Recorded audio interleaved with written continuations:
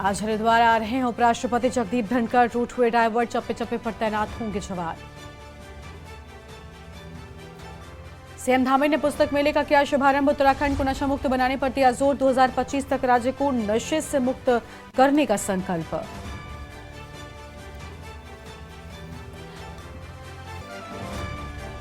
मूल निवास और भू कानून पर बनेंगी समितियां, बोले मुख्यमंत्री धामी। संवाद से करेंगे सभी मुद्दों का हल।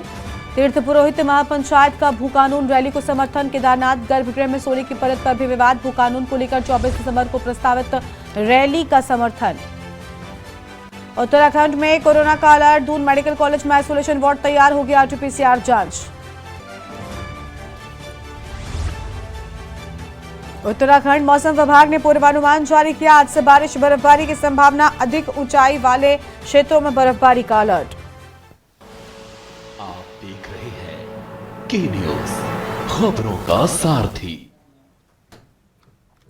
नमस्कार, आप देख रहे हैं के न्यूज इंडिया और मैं हूं आपके साथ गरिमा वाजपेयी। खबर उत्तराखंड में आप सभी का स्वागत है। देहरादून से अहम खबर आपको हम बताते हैं। मौसम विभाग का प्रदेश में अलर्ट। आज बारिश बर्फबारी का पूर्वानुमान जारी।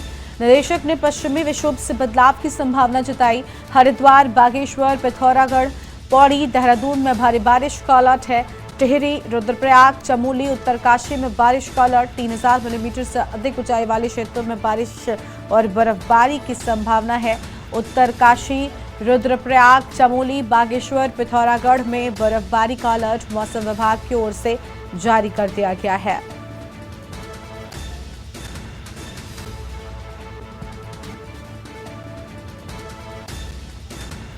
तो यह हम खबर आपको हम बता रहे हैं, जहां पर अलर्ट जारी किए जाने की बात सामने आई है। देहरादून से खबर। मौसम विभाग का प्रदेश में अलर्ट।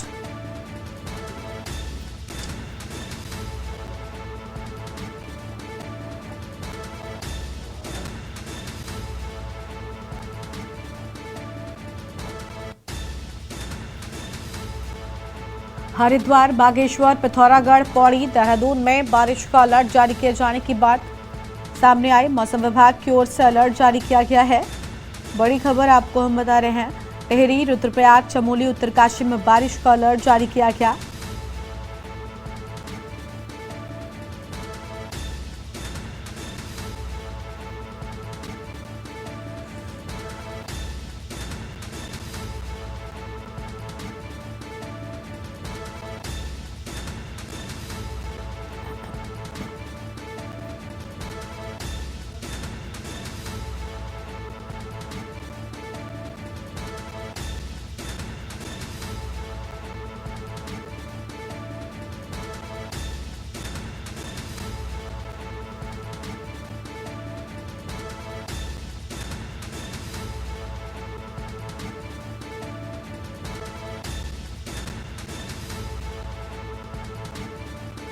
तो बड़ी जानकारी आपको हम बता रहे हैं।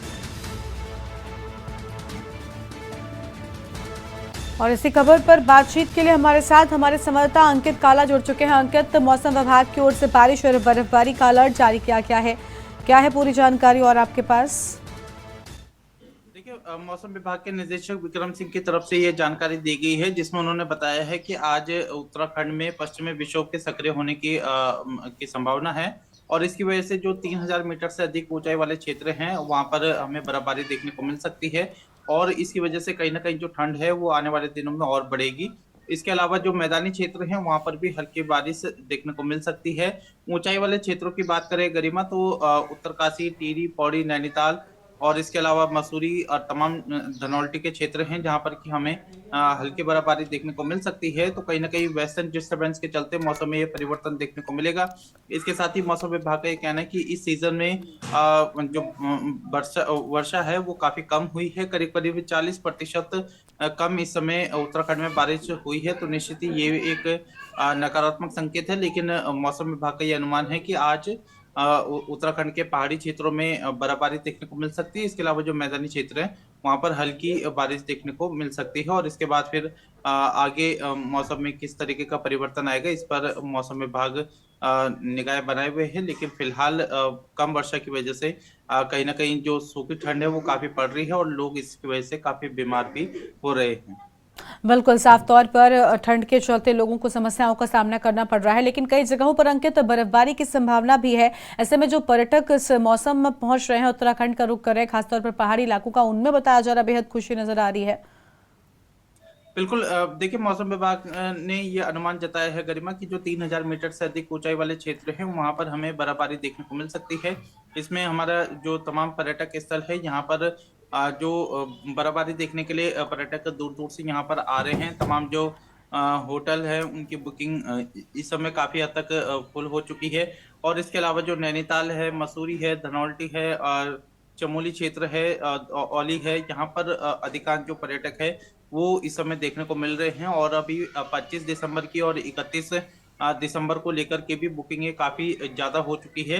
तो ऐसे में ये आने वाले समय में पर्यटक और भी अधिक आने वाले हैं उत्तराखंड में, इस तरीके का अनुमान सरकार की तरफ से जताया गया है। और सरकार की तरफ से पर्यटकों की सुविधा को ध्यान में रखते हुए अधिकारियों को जरूरी दिशा निर्देश जारी किए गए हैं, जिसमें यातायात व्यवस्था को सुचारू रूप से बनाने के साथ ही अलाव और शीतलहर से निपटने के लिए तमाम इंतजाम करने के लिए भी अधिकारियों को कहा गया है। बिल्कुल, बने रहेगा अंकित हमारे साथ में, आगे भी आपसे अपडेट लेंगे। फिलहाल के लिए आपका शुक्रिया। तो मौसम विभाग का प्रदेश में अलर्ट जारी कर दिया गया है और हरिद्वार, बागेश्वर, पिथौरागढ़ इन सभी जगहों पर बारिश बर्फबारी का अलर्ट है। बारिश का अलर्ट आपको बता दें देहरादून में भी देखने को मिला है। मौसम विभाग की ओर से यह अलर्ट जारी किया गया है। देहरादून से खबर आपको बताते हैं, जहां पर उत्तराखंड में 6 महीने के लिए एस्मा लागू। राज्य सरकार ने लिया बड़ा फैसला। कर्मचारी संगठनों की प्रस्तावित हड़ताल को देखते हुए फैसला लिया गया है। सरकार ने राज्य में 6 महीने के लिए एस्मा लागू कर दिया है। हड़ताल करने पर कर्मचारियों के खिलाफ कार्रवाई की जाएगी। अहम खबर आपको हम बता रहे हैं, प्रदेश में जून 2024 तक एस्मा लागू रहेगा। तो प्रदेश में जून 2024 तक एस्मा लागू रहने की बात सामने आई।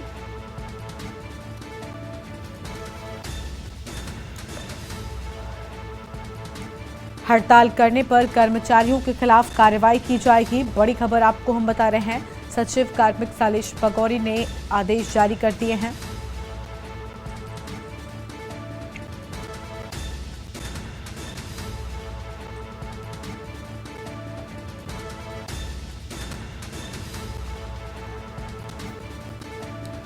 और राज्य सरकार की ओर से बड़ा फैसला लिया गया है। अंकित काला हमारे साथ में लगातार बने हुए। अंकित, राज्य सरकार की ओर से बड़ा फैसला और बताया जा रहा है जून 2024 तक एस्मा लागू किया गया। बिल्कुल गरिमा, देखिए सरकार की तरफ से आदेश जारी किया गया है जिसमें अगले 6 महीने तक राज्य में एस्मा लागू किया गया है। और तमाम जो कर्मचारी संगठनों की तरफ से हड़ताल पर जाने की चेतावनी दी गई थी, संभवतः इसको ध्यान में रखते हुए सरकार की तरफ से ये सारे निर्णय लिए गए हैं।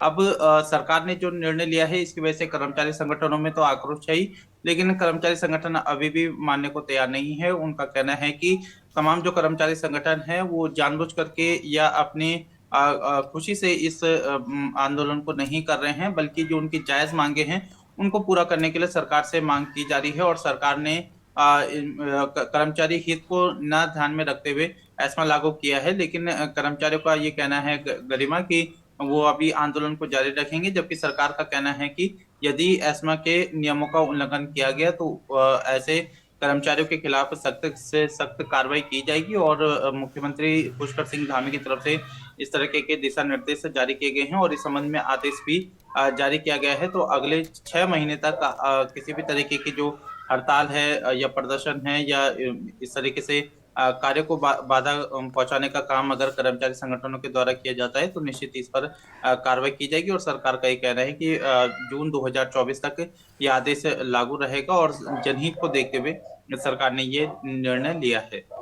बिल्कुल, बहुत शुक्रिया अंकित आपका अधिक जानकारी साझा करने के लिए। तो यह अहम खबर आपको हम बता दें, जहां पर कर्मचारी संगठनों को लेकर यह अहम खबर सामने आई है।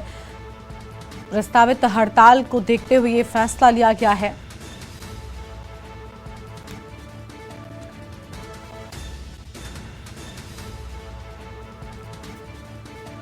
सरकार ने राज्य में 6 महीने के लिए एस्मा लागू कर दिया।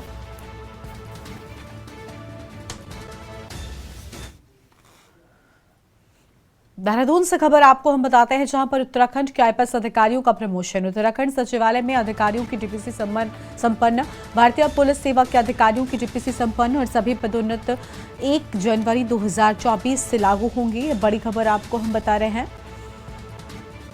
भारतीय पुलिस सेवा के अधिकारियों की डीपीसी संपन्न होने की बात सामने आई और सभी पदोन्नति 1 जनवरी 2024 से होंगी लागू।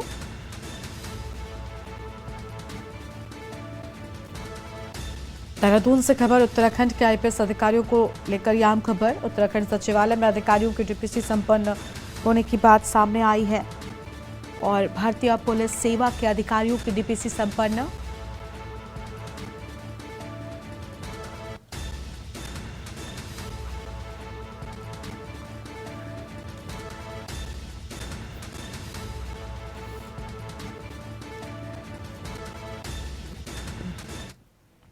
मुख्यमंत्री पुष्कर सिंह धामी ने सचिवालय में राज्य स्तरीय एनसीओआरडी की बैठक ली है। इस दौरान उन्होंने अधिकारियों को निर्देश दिए कि नशीले पदार्थों पर प्रभावी रोकथाम के लिए कार्य योजना बनाई जाए। उन्होंने दवाइयों के रूप में नशीले पदार्थ के प्रचलन को रोकने के लिए एनडीपीएस एक्ट के तहत लगातार कार्रवाई किए जाने के निर्देश दिए हैं। इसके लिए संयुक्त टीम बनाकर छापेमारी की कार्रवाई की जाए। हल्द्वानी और कोटद्वार में बनाए जा रहे नशा मुक्ति केंद्रों के संचालन की भी जल्द ही कार्रवाई के निर्देश दिए।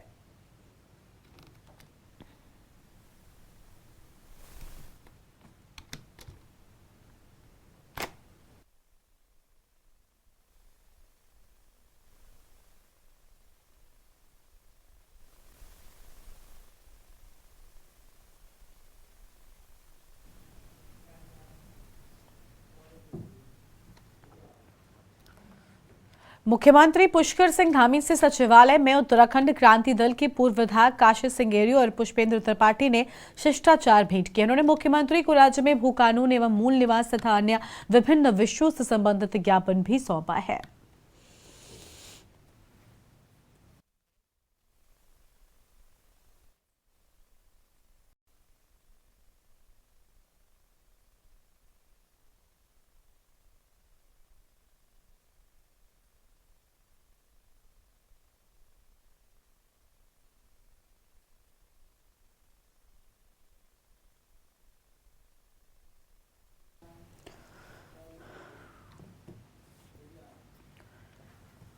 सचिवालय देहरादून में मुख्यमंत्री पुष्कर सिंह धामी की अध्यक्षता में हुई कैबिनेट की बैठक में 19 प्रस्तावों को हरी झंडी दी गई है। बैठक के बाद मुख्य सचिव डॉक्टर एस.एस. संगू ने फैसलों की जानकारी दी। ज्यादातर फैसले कर्मचारी, उद्यमी, युवाओं और नए शहरों के विकास पर केंद्रित रहे। तो वहीं कैबिनेट बैठक में सरकार ने प्रदेश के कर्मचारियों और उद्यमियों को बड़ी राहत दी है। ऋषिकेश कर्णप्रयाग रेलवे लाइन के सभी प्रमुख 11 रेलवे स्टेशनों पर नए शहर बनाने का रास्ता भी खोल दिया है। ऋषिकेश कर्णप्रयाग रेलवे लाइन पर बनने वाले 11 स्टेशनों में 400 मीटर हवाई दूरी के दायरे में 1 साल के लिए नए निर्माण पर रोक लगा दी गई है। 1 साल के भीतर आवास विकास को सभी 11 स्टेशनों के मास्टर प्लान बनाने होंगे, जिसमें भविष्य में नियोजित तरीके से निर्माण कार्य हो सकेंगे।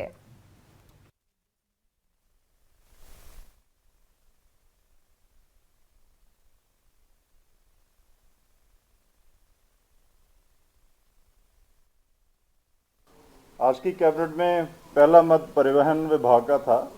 परिवहन निगम में मृतक आश्रितों के लिए 195 पद जो पहले फ्रीज हुए थे उनको अनफ्रीज किया गया है। अगला मत आवास विभाग का था। अगर आपने फिलिंग स्टेशन पेट्रोल पंप या डीजल पंप के लिए बनाना है तो उसकी दूरी 50 मीटर होनी चाहिए। और इसमें देखा गया कि कई हमारे नाले छोटे बड़े बहुत हैं और छोटे से छोटे नाले से भी 50 मीटर की दूरी रखनी पड़ रही है, जिसमें व्यवहारिक कठिनाइयाँ आ रही हैं। तो इसलिए नाले से दूरी 5 मीटर कर दी गई है 50 मीटर की जगह। अगला मत गृह विभाग का था। जो सामान्य नागरिक सहायता का कार्य चल रहा है वो मुख्यमंत्री जी के अनुमोदन से हुए, उसको माननीय कैबिनेट को सभी से अवगत कराया गया और उसका अनुमोदन लिया गया। नहीं थी तो आज ये निर्णय हुआ। सरकार द्वारा गरीबों के लिए चलाई जा रही फ्री राशन वितरण योजना हड़ताल की भेंट चढ़ने वाली है। सरकार से मानदेय और कमीशन की मांग को लेकर राशन डीलर 1 जनवरी से सभी राशन डीलरों ने हड़ताल का ऐलान किया है। मंगलौर कस्बे में all India fair price federation Haridwar के द्वारा मंगलौर कस्बे में जिला स्तरीय बैठक आयोजित कर हड़ताल का फैसला लिया गया। 1 जनवरी से अनिश्चितकालीन हड़ताल के साथ ही 16 जनवरी को संसद घेराव भी करेंगे। फेडरेशन के जिला अध्यक्ष नरेंद्र शर्मा ने कहा कि 1 जनवरी 2024 से राशन वितरण का कार्य पूर्ण रूप से बंद रहेगा। उन्होंने कहा कि कई सालों से विक्रेताओं के द्वारा मानदेय बढ़ाए जाने की मांग भी की जा रही है और जिसे सरकार, आपको बता दें कि सरकार की ओर से कुछ अहम चीजें सामने आई हैं। है कोरोना काल में हमने पूरी जान लगन से माल बांटा है। कुछ आदमी हमारे कोरोना काल में चले भी गए, उनका भी कुछ नहीं मिला अब तक भी। फाइल चल रही है और कुछ नहीं है। हमारा 7 माह का वेतन है, वो नहीं मिला हमें। दूसरा जो है 4 महीने का और कमीशन है हमारा, ये हम अब तक नहीं मिला है। और आश्वासन दिए जा रहे हैं कि आज देंगे, कल देंगे, परसों देंगे, यही आश्वासन चल रहा है। इसी उसमें जो है हमारे प्रदेश अध्यक्ष श्री रेवाधर ब्रजवासी जी ने आह्वान किया है कि हम पहली तारीख जो 23 तारीख है एडवांस माल उठता है जनवरी का, वो हम नहीं उठाएंगे। हमारा जो राष्ट्रीय नेतृत्व है उसने हड़ताल का आह्वान किया है। पूरा राष्ट्रव्यापी हड़ताल रहेगी और Mangalore, Roorkee block, Bhagwanpur block, Laksar block, सब क्षेत्र से जो है यहाँ पे राशन डीलर प्रतिनिधि आए थे और सब एक सुर से सबने एक ही बात रखी है कि हम बिल्कुल हड़ताल के साथ रहेंगे। जब जो भी हमारा राष्ट्रीय नेतृत्व जब भी हड़ताल का हमारा समझौता होगा उसके बाद ही हमारी दुकानें खुलेंगी, तब तक हम बिल्कुल हड़ताल पर रहेंगे। और अकील अहमद हमारे साथ में ऐसी खबर पर बातचीत के लिए जुड़ चुके हैं। अकील, प्रदेश के राशन डीलर हड़ताल करेंगे, पूरी जानकारी क्या है आपके पास?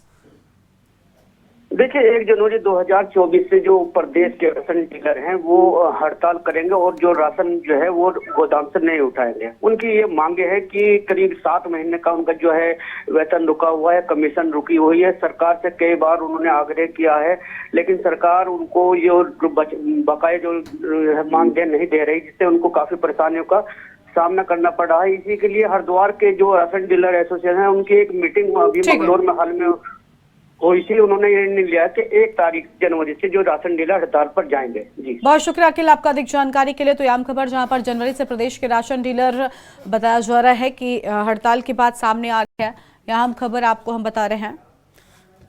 और अब सीधा आपको उत्तर प्रदेश के लखनऊ लेकर चलते हैं, जहां पर चौधरी चरण सिंह जी की जयंती के मौके पर मुख्यमंत्री योगी क्या कुछ कहना सुनाते हैं। भू राजस्व के भुगतान से छूट दिलवाने का मामला हो, उर्वरकों को बिक्री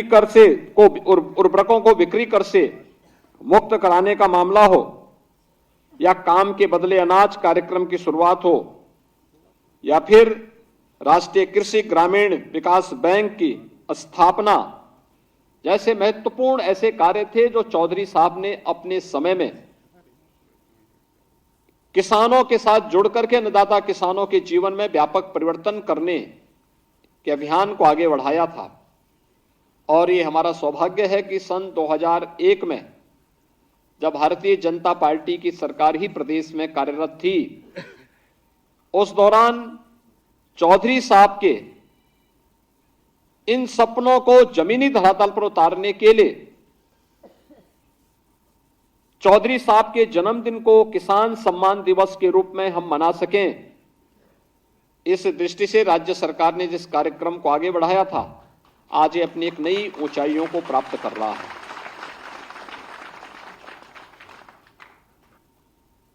वे स्वतंत्रता संग्राम सेनानी थे, अच्छे प्रशासक थे और एक महान किसान नेता भी थे। आज उनकी 121वीं पावन जयंती है। इस अवसर पर उनके स्मरण को नमन करते हुए मैं प्रदेश सरकार और प्रदेशवासियों की ओर से उन्हें विनम्र श्रद्धांजलि अर्पित करता हूं। भाइयों बहनों, पिछले 9-9.5 वर्ष के अंदर हमने बदलते हुए भारत को देखा है। पहली बार देश के अन्नदाता किसानों ने इस बात को महसूस किया है कि किसान भी किसी सरकार के प्राथमिक एजेंडे का हिस्सा है। इसके लिए प्रधानमंत्री मोदी जी के नेतृत्व में जो कार्यक्रम चले हैं पिछले 9.5 वर्ष के अंदर, वे हम सबके सामने हैं। किसान की उपज को सुरक्षा की गारंटी देना, प्रधानमंत्री फसल बीमा योजना का कार्यक्रम हो, या प्रधानमंत्री कृषि सिंचाई योजना के कार्यक्रम, हर खेत तक पानी पहुंचे, अन्नदाता किसान को किसी के सामने हाथ न फैलाना पड़े, लागत का 1.5 गुना दाम अन्नदाता किसानों को एमएसपी का ईमानदारी के साथ उन तक पहुंचाने का कार्यक्रम हो, या फिर प्रधानमंत्री किसान सम्मान निधि के माध्यम से अन्नदाता किसानों के जीवन में व्यापक परिवर्तन करते हुए अब तक 15 किस्त प्रधानमंत्री किसान सम्मान निधि का हमारे अन्नदाता किसानों के पास पहुंच चुका है। अकेले उत्तर प्रदेश में 2,61,00,000 किसानों के खाते में 60,000 करोड़ रुपए से अधिक की राशि पहुंच चुकी है और बिना भेदभाव के पहुंच रही है। भाइयों बहनों, ढेर सारे परिवर्तन और ढेर सारे रिफॉर्म करते हुए कृषि को भी हम लाभकारी बना सकते हैं। आज इस दिशा में जो प्रयास प्रारंभ हुए हैं, उत्तर प्रदेश की दृष्टि से ही अगर हम देखेंगे, लगभग 22 से 23 लाख हेक्टेयर लैंड को तो हमने सिंचाई की अतिरिक्त सुविधा दी है। ढेर सारे कार्य किस पे किए जा रहे हैं अभी, इन कार्यक्रमों को आगे बढ़ाने का कार्य किया जा रहा है। गन्ना किसानों को पिछले 6-6.5 वर्ष के अंदर, भाइयों बहनों, जो पैसा जितना कभी नहीं मिला उससे कई गुना पैसा अधिक लाभ 2,25,000 करोड़ रुपए से अधिक की राशि अब तक हम अन्नदाता किसानों के खाते में, केवल गन्ना किसानों के खाते में भेज चुके हैं। धान और गेहूं की सीधे खरीद और एमएसपी का लाभ अन्नदाता किसानों को डीबीटी के माध्यम से देंगे, यह भी पहली बार देखने को मिला होगा। आज खेती को अगर व्यक्ति ईमानदारी के साथ सही तरीके से आगे लेकर के करता है, अब वह घाटे का सौदा नहीं बनेगी, क्योंकि सरकार की स्कीम उसका संबल बनती है, उसके स्वावलंबन का आधार बनती है। और इसी में श्री अन्न की दृष्टि से जो कार्यक्रम हुए हैं वो अलग है और नेचुरल प्राकृतिक खेती अलग है। प्राकृतिक खेती में हर मंडी में, हर कृषि विज्ञान केंद्र में, हर कृषि विश्वविद्यालय में सर्टिफिकेशन की कार्रवाई हो और उसका ज्यादा दाम अन्नदाता किसानों को प्राप्त हो। जहां इस प्रक्रिया को तेजी के साथ आगे बढ़ाया गया, वहीं साथ ही साथ यह भी सुनिश्चित किया गया है कि मोटा अनाज के माध्यम से, श्री अन्न के माध्यम से, प्रधानमंत्री जी ने 2023 का वर्ष संयुक्त राष्ट्र संघ की दृष्टि से मिलेट वर्ष घोषित करते हुए इसकी अंतर्राष्ट्रीय ब्रांडिंग भी की है, मार्केटिंग की व्यवस्था मिले, यहां के अन्न को दुनिया के अंदर भी स्थान मिल सके, इसकी व्यवस्था भी। और अभी आपने देखा होगा आर्टिफिशियल इंटेलिजेंस का उपयोग किसान मित्र के रूप में ऐप के माध्यम से कैसे किया जा सकता है। यह एक एप्लीकेशन हम लोगों ने भी यहां पे लॉन्च किया है, यानी किसान की हर क्वेरीज का जवाब केवल उसके स्मार्टफोन से ही प्राप्त हो जाएगा। विकसित भारत संकल्प यात्रा चल रही है, आपने देखा होगा अभी हर ग्राम पंचायत के लिए, और आगामी कुछ समय के बाद के साथ 2 करोड़ ड्रोन दीदी तैयार होनी है महिला स्वयंसेवी समूह के हाथों में। गांवों में अब तक जो केमिकल, जो फर्टिलाइजर, जो पेस्टिसाइड, जो दवा छिड़काव का कार्य अब तक व्यक्ति हाथ से करता था, मैन्युअली करता था, अब ड्रोन, जिसमें किसान को 1 घंटा से ज्यादा समय 1 एकड़ खेती में लग जाता था, अब 1 घंटे में वह 100 एकड़ खेती के लिए अकेले ड्रोन से ही 1 घंटे में उसने में दवा का छिड़काव या खाद का छिड़काव या पेस्टिसाइड का छिड़काव अपने खेत में करवा सकता है, अगल बगल करा सकता है। एफपीओस के क्षेत्र में हम सामूहिक रूप से मिलकर के न केवल खेती बाड़ी को बल्कि इसके माध्यम से फूड प्रोसेसिंग की प्रक्रिया के साथ जुड़ करके कई गुना मुनाफा कमा सकते हैं। और यही नहीं, वेयर हाउस के निर्माण करके अगर मार्केट में दाम कम है तो हमारी उपज हमारे वेयर हाउस में रहेगी, और जब मार्केट में दाम अच्छा मिलेगा हम अपने गोदाम से सामान निकाल करके मार्केट में उपलब्ध कराएंगे। इसके लिए भी एफपीओस के माध्यम से हर विकास खंड स्तर पर वेयर हाउस निर्माण की कार्रवाई के साथ साथ इस कार्यक्रम को तेजी के साथ आगे बढ़ाया जा रहा है।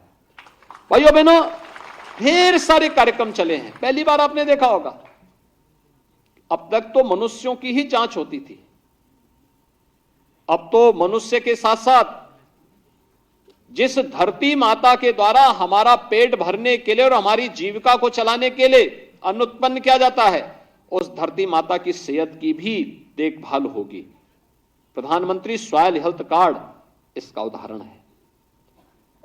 हर स्तर पर रिफॉर्म करने के प्रयास हुए हैं, नए कार्यक्रम हुए हैं और उसी श्रृंखला का हिस्सा है आज यहां पर जिन किसानों का सम्मान किया गया है। सचमुच अभूतपूर्व कार्य किया हमारे किसानों ने। मैं भी देख रहा था, गेहूं उत्पादन करने वाले हमारे किसान हैं श्री वीरेंद्र सिंह रायबरेली से, इन्होंने प्रति हेक्टेयर 88 कुंतल गेहूं का उत्पादन किया है। 88 कुंतल। मोलहेराम, इन्होंने 84 कुंटल प्रति हेक्टेयर का उत्पादन किया है। और हरिराम या अम्बेडकर नगर से हैं, इन्होंने 78 कुंटल प्रति हेक्टेयर के हिसाब से गेहूं का उत्पादन अपने खेतों में किया है। चना में श्री सोनू पटेल, ये ललितपुर के रहने वाले हैं, इन्होंने 46 कुंटल प्रति हेक्टेयर। श्री राजेंद्र सिंह, ये ललितपुर के ही रहने वाले हैं, इन्होंने 43 कुंटल। और श्री मनसाराम, इन्होंने 42 कुंटल प्रति हेक्टेयर चना का उत्पादन किया है। ऐसे ही मटर में श्री प्रमोद कुमार, ये ललितपुर के हैं, इन्होंने 55 कुंटल प्रति हेक्टेयर। श्री भरत सिंह पटेल, इन्होंने 54 कुंटल प्रति हेक्टेयर। और श्री राजा सिंह, इन्होंने 50 कुंटल प्रति हेक्टेयर मटर का उत्पादन किया है। ऐसे ही धान में, यानी इसमें दलहन और भी हैं, तिलहन भी हैं। राई में, जैसे राई में राधेश्याम है बरेली के, इन्होंने 46 कुंटल प्रति हेक्टेयर। श्रीमती राम बेटी, इन्होंने 45 कुंटल प्रति हेक्टेयर। श्री विजय कुमार, इन्होंने 38 कुंटल प्रति हेक्टेयर का उत्पादन किया है। धान में अगर आप देखें, श्री जयराम सिंह, ये रायबरेली के हैं, इन्होंने प्रति हेक्टेयर 110 कुंटल का उत्पादन किया है। लखनऊ से आप सुन रहे थे मुख्यमंत्री योगी आदित्यनाथ को पूर्व प्रधानमंत्री चौधरी चरण सिंह जी की जयंती के मौके पर पहुंचे थे, उनकी ओर से अहम बातें कही गई। इस बुलेटिन में इतना ही। आप देखते रहिए के न्यूज़ इंडिया। नमस्कार।